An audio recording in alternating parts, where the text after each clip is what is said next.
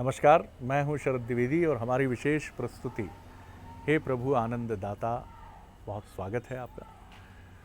नवरात्रि का चौथा दिन और फिर एक प्रसंग और हमारे वार्ताकार विषय प्रवर्तक प्रोफेसर सुरेंद्र बिहारी गोस्वामी, मानस मर्मज्ञ और भारतीय प्राचीन मनीषा के सभी आख्यानों को अपने ज्ञान रूपी विचार मन मस्तिष्क में समेटने वाले एक ऐसे विश्लेषक हैं, क्योंकि विश्लेषण बड़ा महत्वपूर्ण होता है और वो विश्लेषक ही हैं। जहाँ हम अपनी जिज्ञासा, आपकी जिज्ञासा, मेरी स्वयं की जिज्ञासा मैं उनके समक्ष रखता हूँ और उनके उत्तर बहुत ही लौकिक दृष्टि से भी और पारलौकिक दृष्टि से भी हमें मिलते चले जाते हैं। आज का विषय जो हमारे मन में आया है वो विषय है कि हम जीवन में कई बार अपने लक्ष्य, अपने अभिष्ट तक पहुंचने के लिए परिश्रम तो करते ही हैं, लेकिन कई बार ऐसा हो जाता है कि हम स्वांग भी करने लगते हैं। हमारा स्वरूप नहीं होता हो, लेकिन हम स्वांग करने लगते हैं। कोई अभिनेता है, मुंबई फिल्म जगत में दिलीप कुमार से प्रभावित है, अमिताभ बच्चन से प्रभावित है, राजेश खन्ना से प्रभावित है, तो वो जाने अनजाने में उनका स्वांग करने लगता है। हम कहते हैं ये तो बच्चन साहब की नकल कर रहा है। अगर आप पौराणिक चरित्रों की तरफ भी चलें, महिषासुर का नाम फिर आएगा। एक ऐसा दैत्य जिससे ब्रह्मांड कपा गया था, वो भी स्वांग करता है। कभी वो भैंसे का स्वरूप, जैसा महिषा, उसका नाम ही पड़ा, महिष यानी भैंसा, महिषासुर हो जाता है। कभी वो किसी और खूंखार वन्य प्राणी का स्वरूप ग्रहण कर लेता है, यानी नाना प्रकार से। और दैत्यों के लिए तो कहा ही ये गया है कि वो स्वांगधारी होते हैं। वो इतना स्वांग रचते हैं कि कई बार खुद देवता और महापुरुष, खुद राम युद्ध भूमि में मेघनाथ और स्वयं रावण से युद्ध करते समय भ्रमित हो जाते थे कि कितना स्वांग रचते हैं ये। एक क्षण के लिए असंख्य हो गए, एक क्षण के लिए देखा धरती पर हैं, दूसरे क्षण देखा तो आसमान के शिखर पर हैं। तो कई बार झुंझलाहट भी होती है। तो स्वांगधारियों से झुंझलाहट तो होती है, लेकिन स्वांग आपको कभी स्वरूप तक नहीं पहुंचा सकता है। स्वरूप वो होता है जो अक्षुण है, इंटैक्ट है, इटर्नल है, शाश्वत है, वो कभी नष्ट नहीं होता, आत्मा की तरह। लेकिन स्वांग की एक उम्र तय होती है और वो उम्र आरंभ होती है। कई बार वो बहुत प्रभावकारी होता है, जैसा हम देखते हैं कि वो ऐसा लगता है कि असली से भी ज़्यादा ये प्रभावकारी है, लेकिन वो मूलतः होता स्वांग है। तो किस तरह देवी स्वरूप और स्वांग एक दूसरे से जुड़ते हैं और किस तरह देवी खंडनी मंडिनी बनकर इस स्वांग को नष्ट करती हैं, आज इसी पर हम भगवत गीता के अध्येता, मानस मर्मज्ञ प्रोफेसर सुरेंद्र बिहारी गोस्वामी से विमर्श की तरफ उद्यत होंगे। प्रणाम करता हूँ। आप विषय आपके समक्ष। आपने जो विषय रखा है उसकी चर्चा पुराणगत करें तो वो विषय बहुत सुस्पष्ट नहीं होगा जी। इसलिए इसमें दर्शन और अध्यात्म का संपुट रखें। बहुत अच्छी बात। तो दर्शन और अध्यात्म के संपुट रखने से बहुत सारी चीज़ें बड़ी सुस्पष्ट हो जाती, क्योंकि पुराणगत प्रक्रियाएं तो अपनी जगह होती हैं। व्यक्ति अपने रूप बदल सकता है, स्वरूप नहीं। बदलता रूप है। रूप जो है, जैसा रूप हो जाता है वैसा उसके स्वभाव में भिन्नता आ जाती है, लेकिन उसका मूल स्वभाव उसके स्वरूप के अनुरूप ही बना रहता है। बहुत अच्छी बात। आप देखिए, एक बड़ा एक जैसे मैंने आपसे कहा कि एक व्यक्ति है, वो व्यक्ति घर में एक पुत्र है, तो पिता के साथ वो पुत्र के रूप में मिलता है, पत्नी के साथ वो पति के रूप में मिलता है। आप देखिए, रूप लग रहा है। व्यापारी है तो वहाँ ग्राहक से व्यापारी के रूप में मिलता है। नेता है, राजनेता है तो वो उसके रूप में मिलता है। अधिकारी है तो अधिकारी के रूप में मिलता है, लेकिन उसका स्वरूप तो एक ही होता है ना। स्वरूप तो एक ही होता है। बड़ी सुंदर प्रक्रिया है जब भगवती शुंभ निशुंभ के साथ युद्ध करती है। जब भगवती शुंभ निशुंभ के साथ युद्ध करती हैं तो नाना प्रकार के दैत्यों का संहार करती हैं। अब जब नाना प्रकार के दैत्यों का संहार स्वयं करते रहती हैं और दैत्यों को वो तीनों लोक से पाताल से, जहाँ जहाँ जिस भी रूप में है, करोड़ों करोड़ों करोड़ों दैत्यों को आवाहन करता है शुभ निशुम्भ, कि ये हमारे जो सुरगत अस्तित्व है उस पर संकट है, तो सारे लोग आओ। तो बड़े बड़े पराक्रमी दैत्य आते हैं, बड़े बड़े पराक्रमी दैत्य आते हैं। तो जब वो अपना बहुत सारी सेना बुलाते हैं, तो मेरी माता रानी क्या करती हैं कि अब सेना बहुत आ रही है तो इनका आनंद लिया जाए। देखिए, ध्यान रखिए, जो क्रीड़ा करती हैं वो माँ है। अरे क्या बात है, वाह, अटखेली करती हैं वो बहुत माँ है। बहुत बढ़िया व्याख्या है, वाह। ये सुंदरतम प्रक्रिया श्रीमद् भागवत में भी बहुत वर्णित है। सुंदर बात, बहुत मैया की सुंदर स्तुति करते हुए यही करते हैं, कहते हैं ऋषिगण कि हे मैया, तुम उद्भव स्थित संहार का कार्य करती हो और क्रीड़ा क्रीड़ा में ही संसार बना लेती हो, क्रीड़ा में ही जो है बड़े बड़े काम कर देती हो। तुम्हारे लिए तो ये सब मनोरंजन है। मैया जैसे छोटे बच्चे को खेलते नहीं देखती, अच्छा वो अच्छा ऐसा खेलो, अच्छा वो करो, कभी पा लेती हैं, कभी कान खींचती हैं। और माँ के लिए तो सभी की माँ है। ध्यान रखिए, सुर से ज्यादा असुर पूजा करते हैं भगवती की।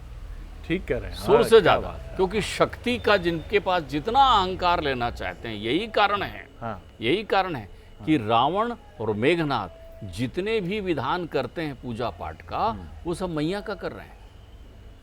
जितनी भी आराधना कर रहे हैं, सुंभला देवी को पुकार रहे हैं, कुल देवी को पुकार रहे हैं, अनुष्ठान कर रहे हैं, यज्ञ कर रहे हैं, जिनका विध्वंस कर रहे हैं ये लोग पहुंच रहे हैं। क्योंकि अगर मैया ने कह दिया कि ठीक है, प्रसन्न हुई, तो आप ध्यान रखिए, शुक्राचार्य जब बलि जो है देवासुर संग्राम में मार दिए जाते हैं, जो पराक्रमी राजा बलि हैं वो देवासुर संग्राम में उनका वध कर देते हैं जी। कौन? इंद्र मार देता है वज्र प्रहार से। और जब वो निर्जीव पड़े हुए होते हैं तो शुक्राचार्य उनके निर्जीव शरीर को उठाकर पाताल चले जाते हैं जी। वहाँ भगवती का अनुष्ठान करते हैं वो, और उन भगवती से मृत संजीवनी विधा प्राप्त करते हैं। ध्यान रखिएगा, आपके पास अमृत है, उनके पास मृत संजीवनी है, भगवती ने दिया है उनको मृत संजीवनी। तो मृत संजीवनी विद्या से वो उनको पुनर्जीवित कर देते हैं, और भगवती से वो भगवती का वो विश्वाजित यज्ञ करते हैं, और उस यज्ञ में उनको एक अमोघ रथ मिलता है। वही रथ चाहते थे मेघनाथ, वही प्रक्रिया कर रहे थे। अच्छा। उस रथ पर सवार होकर वो त्रिलोक को जीत लेते हैं। भगवती के लिए तो तृण समान त्रैलोक ही जानी, तृण समान। अब सीता जी जो हैं वो बैठी हुई हैं रावण के यहाँ अशोक वाटिका में। अब रावण बात करने आ रहा है, तो जब भी कोई व्यक्ति बात करने आता है, आप उसके स्तर के अनुसार बात करते हैं कि किससे बात करेंगे, क्या करेंगे। कोई समकक्ष व्यक्ति आ जाता है तो आप भी कुर्सी पर, हम भी कुर्सी पर बैठ के वार्तालाप करते हैं। कोई आदरणीय हो जाता है तो वो ऊपर अपन नीचे बैठकर बात करते हैं। तो भगवती को लगा ये आया है तो इसको क्या करें, तो उसको वो चाहे कितना रूप धारण करके आया है, लेकिन भगवती के लिए तो तिनके के समान है ना। तो तृणधर ओट कहत बहुत सुंदर बात है। तुम तिनके हो, ऐसा फूकेंगे तो तुम कहाँ जाओगे मालूम नहीं चलेगा। त्रिलोक, तृण समान त्रिलोक कहीं जानी। तो भगवती तृणधर ओट कहत बेदेही, तिनके का वोट लेकर कहती है, बताती ध्यान रख लेना तुम ये हो। देखती भी नहीं उसकी तरफ, क्योंकि उसकी पात्रता नहीं वैसी पात्रता। तो जब भगवती के साथ शुम्भ निशुम्भ का ये भयावह युद्ध होने लगता है, तो भगवती अपने स्वरूप से कालिका को प्रकट करती है। फिर जितने देवता हैं वो अपने अंतर्निहित शक्ति को स्वरूपवान बना देते हैं। तो कहीं वाराह भगवान से वाराही आ जाती है, कहीं नरसिंह भगवान से नारसिंही आ जाती है, कहीं इंद्र की शक्ति जो है वो इंद्राणी, इंद्र के स्वरूप ऐन्द्रेयी बनकर आ जाती है सामने, ऐन्द्री बनकर आ जाती है सामने। तो ब्रह्मा की शक्ति ब्रह्माणी बनकर सामने आ जाती है। तो ये अलग अलग देवता अपनी शक्ति दे देते हैं। जिन जिन देवताओं की शक्ति आती है उन्हीं के अनुरूप उनमें नाम हो जाता है, और वो सब युद्ध करते हैं। जब सब परास्त होकर चले जाते हैं, सबको हरा देते हैं, सारे लोग खत्म हो जाते हैं, आखिरी में बचा हुआ शुंभ कहता है भगवती को, ऐसा थोड़ी होता है, स्वयं रूप बदल रहा है। भगवती उसको वज्र प्रहार करके ख़त्म कर रही हैं, तो वो वहाँ से उठ के कहीं शेर बन जाता है, कहीं जो है भैंसा बन जाता है, कहीं अलग अलग रूप ले लेता है, कहीं एक के दो बन जाता है, कहीं आसमान में भगवती को ले जाता है। तमाम प्रकार के रूप कर रहा है, वो उसका स्वांग है, वो उसकी शक्ति की लीला है। भगवती को कहता है इतने सारे लोगों के साथ आई हो, अगर तुम्हें शक्ति हो तुम तो अकेले आती। तो भगवती कहते हैं ठहर। भगवती सारे रूपों को अपने में समाहित कर लेती है, और वो कहती है एको हम द्वितीयो नास्ति। क्या बात, मैं संसार में एक ही हूँ। तो जो लोग रूप बदलते हैं संसार में, स्वांग करते हैं संसार में, वो ध्यान रखिए, अगर उनके अंतर्चित्त में स्वभाव है तो उनका स्वांग सफल होता है। लेकिन अगर अंतर्चित्त में स्वभाव नहीं है तो फिर वो स्वांग जो है निष्फल हो जाता है। रावण से कुंभकर्ण कहते हैं कि तुम तो माया की कितनी विधाओं को जानते हो, भगवती से प्राप्त है, तुम जाओ सीधा सीधा अम्बे के पास जाके बोलना था कि मैं स्वयं राम हूँ, राम का रूप धारण करके जाओ। बोले यही तो संकट, जैसे ही मैं राम बनता हूँ, क्योंकि उसके अंतर चित्त में स्वभाव है, जैसे ही मैं राम बनता हूँ मुझे संसार में सारे लोग माँ बहन बेटियां दिखने लगती, तो मैं सीता के चरण स्पर्श करने की मेरी इच्छा होने लगती, वहाँ जाना तो दूर है, क्योंकि वो स्वभाव मेरे में आ जाता है जो प्राणी का है। अब दूसरा तथ्य देखिए, दूसरा तथ्य देखिए, दूसरा तथ्य क्या है, इधर भी स्वांग किया है कालनेमी ने। कालनेमी जानता है कि मेरी मृत्यु सुनिश्चित है, लेकिन उसने स्वांग किया, उसने रूप बनाया है सन्यासी का, सन्यासी का रूप अपने महाप्रयाण के लिए निश्चित किया उसने कि मैं सन्यासी के रूप में ही महाप्रयाण करूंगा। तो उसका स्वभाव तो स्थिर है वहां पर ना, तो उसका स्वभाव जागृत होता है, उसका कपट प्रकट हो जाता है, और वो अपनी हनुमान जी के हाथों अपने मृत्यु को प्राप्त हो जाता है, तारणहार हो जाते हैं। वही कालनेमी कंस बनकर आया है, रूप बदला है ना, कालनेमी वही है, कंस मुक्त नहीं हुआ है, तो कालनेमी क्या बन गया है, कंस बन गया है। तो उसका स्वभाव नहीं गया है, भयभीत रहता है कि नारायण कहीं से भी आ जाएंगे, वो जानता है राम की अतुलित शक्ति को। तो जब भी हम कहीं नकल करने जाते हैं किसी की, तो वहाँ अपनी अकल ठीक रखनी चाहिए, क्योंकि यदि आप नकल कर रहे हैं, आपको समझना चाहिए चलचित्र के जो सितारे हैं, आपने जिनको जीवन का आदर्श मानकर रखा है, वो अच्छी बात है, आपकी अपनी अभिरुचि होगी, लेकिन आपको ये समझना चाहिए स्वभाव में स्थिर होकर के कि सितारे या वो जो चलचित्र के अभिनेता जो स्वांग कर रहे हैं, अभिनय कर रहे हैं, आपको रूप परिवर्तित कर रहे हैं, ऐसे वो हैं नहीं। एक धावक के रूप में एक सितारा दौड़ रहा है और धावक का अभिनय कर रहा है, स्वांग उसी का है, तो वहाँ वो चरित्र दिखा रहा है उस धावक का, स्वयं का नहीं। लेकिन हम धावक को विस्मृत करके यदि उसके स्वरूप में खो जाते हैं, तो हम अपने स्वभाव से विचलित हो जाते हैं। इसलिए हमें नकल करनी चाहिए अकल के साथ। ठीक बात। अगर हमने अकल नहीं किया तो स्वरूप का भाव।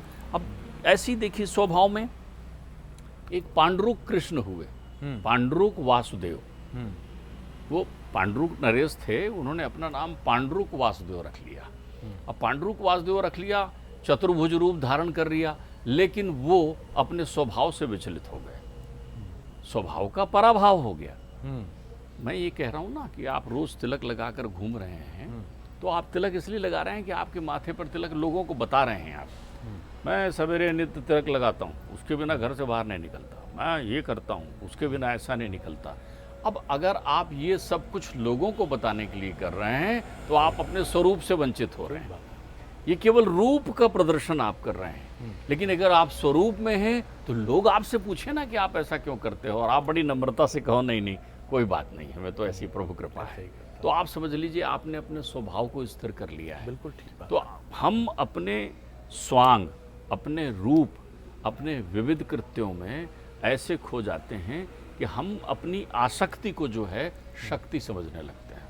बहुत बढ़िया। और शक्ति आसक्ति नहीं है, शक्ति निर्मल है, शक्ति तो तुम्हारे अंतर्चित्त में है।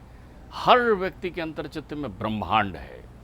हमारा जो मस्तिष्क है उसमें इतनी अतुलित शक्ति है कि आज विज्ञान के सामने चुनौती बना हुआ है मस्तिष्क। विज्ञान भी मस्तिष्क को नहीं समझ सकते।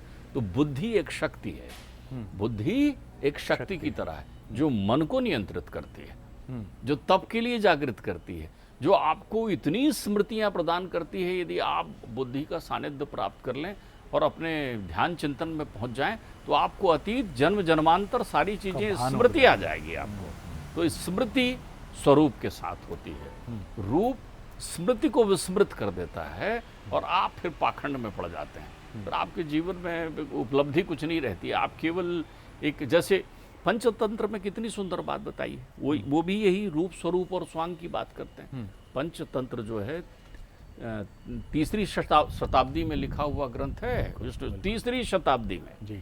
सोचिए बोध कथा का कितना सुंदर बात। हितोपदेश जो है 10वीं 11वीं शताब्दी में लिखा हुआ है, नारायण शर्मा कृत है और वो विष्णु शर्मा कृत है, दोनों ने इस रूप में लिखा हुआ है।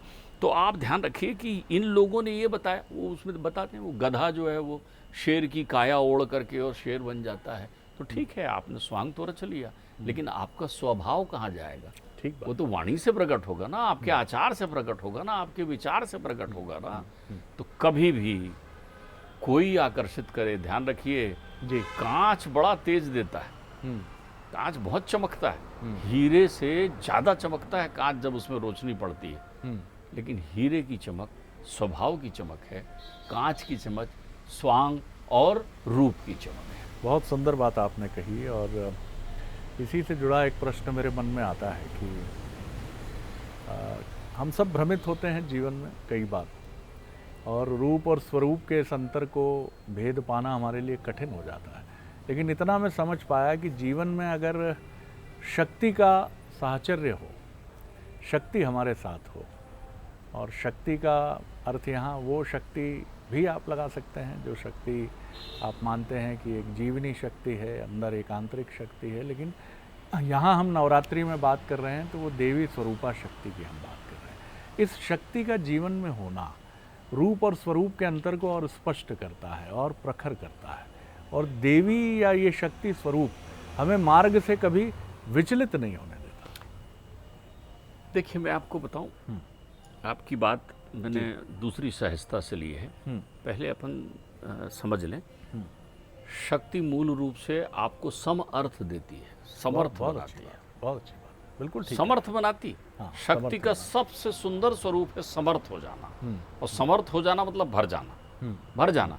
देखिए, रावण भी प्रार्थना करना चाहता है, भगवती के अर्गला स्त्रोत का प्रार्थना कर रहा है, लेकिन उसके अंतर चित्त में चूंकि स्वभाव में वो स्थित नहीं है, अपने स्वभाव को छोड़ना चाह रहा है, इसलिए उसका फल उसको नहीं मिलता।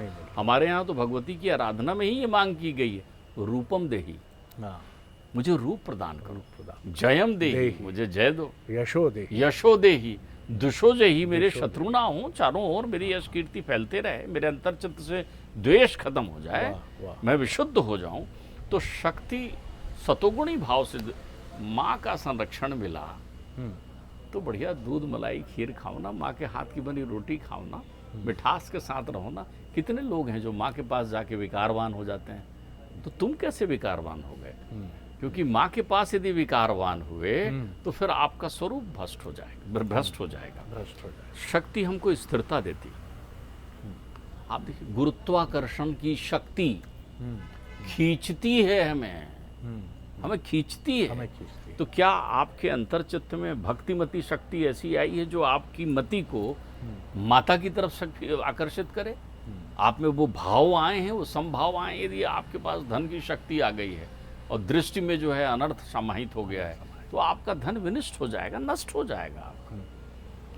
आपके पास अष्ट सिद्धियां आ गई हैं, वाणी सिद्धि हो गई, अरे कल आपने कहा था ऐसा हो गया है, लोग उनकी पूजा करने लगते हैं। अरे उनकी वाणी के माध्यम से तुम्हारा कल्याण करने का प्रयत्न कर रही है माँ। ठीक बात। माध्यम वो है। इस अधम शरीर की वाणी में कोई सिद्धि हो सकती है क्या? लेकिन ये वाणी की देवी भी तो सरस्वती है ना। ठीक बात। वो जैसा चाहती है। वाणी तो मंथरा को भी दिया ना, वाणी तो कुंभकर्ण को भी दिया ना, जो इंद्रासन मांगते हुए निद्रासन मांग कर चले गए हैं। तो भगवती जो चाहती है वही मांगोगे। भगवती ने कहा मंथरा से ये कर, तो मंथरा ने वही कहा जो भगवती ने कहा था। तो भगवती आपकी वाणी में भी जो शक्ति के उपासक हो जाते हैं, जो स्वरूप में स्थित होने लगते हैं, जिनकी आसक्ति विरक्ति हो जाती, जो स्वांग का जीवन नहीं जीते, जो यथार्थ जीवन जीते हैं और जो सच्चे अर्थों में समर्थ होते हैं, आप ध्यान रखिए, वो अंदर और बाहर बिल्कुल ठीक है, एक से हो जाते हैं। भगवती की भक्ति, भगवती से शक्ति प्राप्त करने का अर्थ होता है भक्ति प्राप्त करना। तो जिन लोगों के पास भक्ति है, अच्छा, इसका प्रभाव कहाँ दिखता है मालूम? देखिए, बहुत सारे लोग अपने मित्र, अपने कुटुंबी, अपने घर, अपने माता पिता, इनके बीच भी स्वांग में रहते हैं। बहुत अच्छी बात है, बहुत अच्छी बात। इनके बीच भी स्वांग में रहते हैं। वो वैसे ही चले आते हैं कि वो फलाने मंत्री जी चले आ रहे हैं, फलाने सेठ जी चले आ रहे हैं, घर में भी वैसे ही आते हैं। क्या आप अपनी माँ से माँ के ढंग से मिलते हैं? ठीक बात। क्या आप अपने बच्चों से पिता के ढंग से मिलते हैं? अरे जिनके बच्चों को पिताजी से मिलने के लिए किसी केयर ऑफ में जाना पड़े कि मैं पिताजी से मिलना चाहता हूँ, मुझे समय दिला दें, तो फिर आप समझ लीजिए कि आपका स्वांग आपके जीवन में इस रूप में आ गया है कि जो स्वभाव से आपको च्युत कर दिया है, फिर आपका अनर्थ ही होना। बहुत सुंदर बात है और यही सबसे महत्वपूर्ण बात है, क्योंकि 9 दिनों तक शक्ति के स्वरूपों की उपासना सनातन परंपरा के अनुयायी करते हैं। तो देखिए यहाँ शक्ति का कितना सुंदर अर्थ हमें प्रोफेसर गोस्वामी जी ने बताया है कि शक्ति संतुलन देती है, शक्ति संतुलित करती है। शक्ति किसी असंतुलन को जन्म दे तो फिर शक्ति के रूप को आपने ग्रहण किया है, उसके स्वरूप को आपने ग्रहण नहीं किया है। अभी आपकी उतनी गहरी मीमांसा नहीं हुई है कि आप शक्ति के रूप को ग्रहण करके इतराने लगे हैं, इठलाने लगे हैं। माफ़ कीजिएगा, कई साधक भी हैं, मैंने कुछ ऐसे अपने ही मित्रों को सुना है कि 9 दिनों में उपासना के दौरान कई बार देवी की उपासना करने के उपरांत उनका तेज इतना हो जाता है कि क्रोध आने लगता है। ऐसा नहीं, यह असंतुलन किन्हीं और कारणों से होगा। शक्ति की उपासना संतुलित करती है, संयमित करती है। कोई विकार, जैसा कितना सुंदर शब्द गोस्वामी जी ने उपयोग किया कि आप माँ के समक्ष, मातृ सत्ता के समक्ष कोई विकार लेकर कभी जाते हैं क्या? कभी नहीं। तो सहज रहिए, संतुलित रहिए, शक्ति की आराधना करिए, प्रसन्न रहिए, क्योंकि शक्ति संतुलनकारी है। ये किसी असंतुलन या विषमता को उत्पन्न नहीं करती है। तो बहुत प्रेम से अपनी उपासना को लेकर आगे बढ़ते रहिए और ये भाव हमेशा मन में रखिए कि आपको अपने स्वरूप के अनुसार ही रहना है। रूप के अनुसार, यानी रूप का अर्थ सौंदर्य से ही नहीं है, आपके पद, आपकी अर्जित उपलब्धियां, इनसे है कि आप जिस भी प्रोफेशन में हैं, जैसे भी हैं, आप उस प्रोफेशन के रूप से संचालित ना हो, अपने भीतर के स्वरूप से संचालित हो, तो शक्ति अभिष्ट भी होंगी, इष्ट भी होंगी। बहुत धन्यवाद करता हूँ गोस्वामी जी, प्रणाम करता हूँ आपको। अगले अंक में, अगले एपिसोड में एक और नए विषय को लेकर मातृ शक्ति से ही संबंधित फिर आपसे भेंट करेंगे। नमस्कार।